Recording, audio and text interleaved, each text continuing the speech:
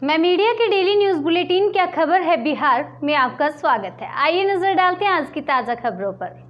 बिहार में कोरोना महामारी की चपेट में 9,000 से ज्यादा लोग आ चुके हैं और 62 लोग इस बीमारी से जान गंवा चुके हैं। अब सूबे के मंत्री, विधायक और उनके परिवार कोरोना वायरस पॉजिटिव पाए जा रहे हैं। इस लिस्ट में बिहार सरकार के पिछड़ा व अति पिछड़ा वर्ग कल्याण मंत्री विनोद कुमार सिंह भी जुड़ गए हैं। मंत्री के साथ उनकी पत्नी भी कोरोना पॉजिटिव मिली है। पॉजिटिव पाए गए मंत्री बीजेपी के कद्दावर नेता हैं और कटिहार के प्राणपुर विधानसभा से भाजपा विधायक हैं। मंत्री विनोद सिंह और उनकी पत्नी को एक होटल में आइसोलेशन के लिए भेजा गया है। अररिया से पश्चिम बंगाल के सिलीगुड़ी तक जाने वाली NH 327E पर स्थित भंगिया डाइवर्सन बकरा नदी के तेज बहाव से कट गया है। आसपास के गांव में बाढ़ का पानी घुस जाने से जनजीवन अस्त व्यस्त हो गया है। अररिया प्रखंड स्थित इस डाइवर्सन के बह जाने से बड़े वाहनों की आवाजाही बंद हो गई है। बेली पुल से छोटे वाहनों का आवागमन जारी है, लेकिन सिंगल रास्ता होने की वजह से घंटों जाम लग रहा है।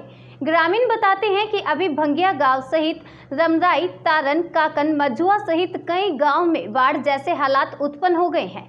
ग्रामीणों ने बताया कि 2017 की बाढ़ में भंगिया पुल क्षतिग्रस्त हुआ था, लेकिन आज तक पुल नहीं बन पाया है। इसलिए हर वर्ष लोगों को कटाव की परेशानी का सामना करना पड़ता है।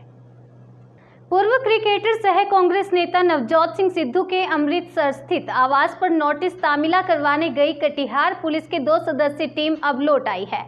2019 के लोकसभा चुनाव में कांग्रेस प्रत्याशी तारिक अनवर के पक्ष में एक जनसभा में विवादित बयान को लेकर सिद्धू पर मामला दर्ज हुआ था।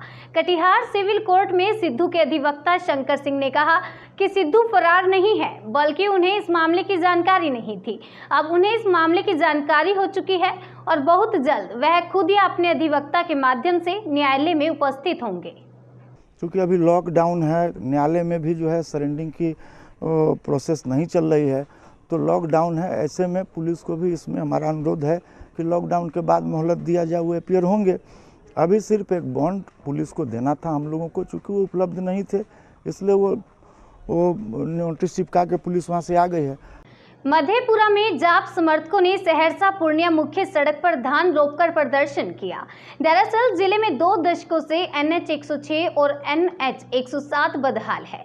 ये बदहाली सिर्फ NH तक ही सीमित नहीं है, बल्कि शहर की RCD सड़क भी कई सालों से जर्जर है। 6-7 महीनों से इन सड़कों पर निर्माण कार्य कछुए की गति से चल रहा है।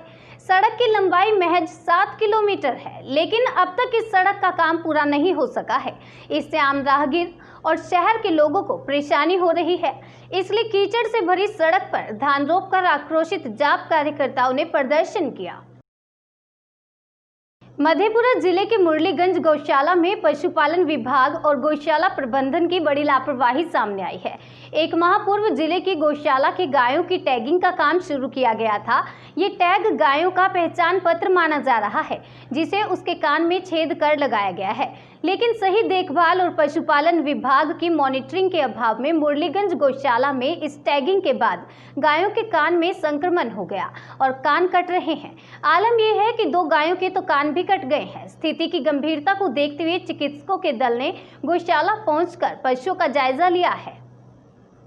सहरसा में आपसी वर्चस्व की लड़ाई में गफ्फार मियां नामक अपराधी की स्थानीय बदमाशों ने गोली मारकर हत्या कर दी। घटना बनमा इटहरी OP क्षेत्र के मुंदीचक शर्मा टोला की है। जानकारी के अनुसार रणवीर यादव और गफ्फार मियां गिरोह के बीच पूर्व से वर्चस्व की लड़ाई चली आ रही थी, जिसमें बीती रात कथित तौर पर रणवीर यादव और उसके साथियों ने नींद की अवस्था में गफ्फार मियां की हत्या कर दी। मंडल के सलखुआ थाना क्षेत्र अंतर्गत 2 ग्रुप रन कर रहा है अपराधी का। एक गफ्फार मियां का ग्रुप है और दूसरा रणवीर यादव का ग्रुप है। दोनों में कई बार इस तरह की घटना हुई है, गोलीबारी की घटना हुई है, जिसमें गफ्फार मियां फरारी अभियुक्त थे। उसका घर माठा थाना सलखुआ पड़ता है, लेकिन चूंकि फरारी थे इसलिए छिपकर मुंदीचक में अपने किसी मित्र के यहाँ सोए हुए थे, जिसकी भनक रणवीर ग्रुप को लग गई और वो अपने ग्रुप के साथ आके रात में उसकी हत्या कर दी। रविवार को बॉलीवुड अभिनेता नाना पाटेकर दोपहर बाद सुशांत सिंह राजपूत के राजीव नगर स्थित उनके परिजनों से मिलने पहुंचे। सफेद गाड़ी से उतरकर नाना सीधे सुशांत के घर के अंदर चले गए। मीडिया को गेट पर ही रोक दिया गया। सुशांत की तस्वीर पर उन्होंने माल्यार्पण किया और उन्हें श्रद्धांजलि दी। बिहार सरकार में पथ निर्माण मंत्री नंदकिशोर यादव के आवास में रविवार को पानी घुस गया है। बाकी पटना में भी इसी तरह भारी जलजमाव की स्थिति रही। बता दें, पिछले साल पटना में बारिश के बाद कई इलाकों में बाढ़ की नौबत आ गई थी। कई दिनों तक सड़कों पर जलजमाव रहा था। सहरसा जिले के सिमरी बख्तियारपुर नगर पंचायत क्षेत्र में सड़कों पर जलजमाव की समस्या उत्पन्न हो गई है। सिमरी बख्तियारपुर नगर पंचायत क्षेत्र के शर्मा चौक से सैनी टोला और मुरली चौक से कानू टोला की ओर जाने वाली सड़कों पर जलजमाव की वजह से वाहन लेकर चलना तो दूर, पैदल चलना भी दुश्वार हो गया है। डीजल पेट्रोल की लगातार बढ़ती कीमतों के खिलाफ कांग्रेस ने साइकिल और बैलगाड़ी पर बैठकर रैली निकाली। पटना के बोरिंग रोड चौराहे से डाक बंगला चौराहा तक बिहार प्रदेश कांग्रेस कमेटी के द्वारा रैली निकाली गई। प्रदेश कांग्रेस अध्यक्ष के अलावा पूर्व केंद्रीय मंत्री तारिक अनवर भी प्रदर्शन में शामिल हुए। वहीं जन अधिकार पार्टी के राष्ट्रीय अध्यक्ष पप्पू यादव और उनके समर्थकों ने लगातार बढ़ रही पेट्रोल डीजल की कीमतों के खिलाफ पटना में तांगा रैली निकाली। उल्लेखनीय है कि लगातार 23वें दिन भी पेट्रोल और डीजल की कीमतें बढ़ी हैं।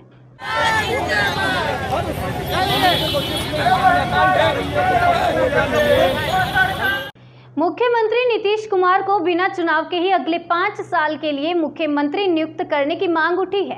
पटना के कुछ लोगों ने इस संबंध में बिहार के मुख्य निर्वाचन पदाधिकारी को ज्ञापन सौंपा है।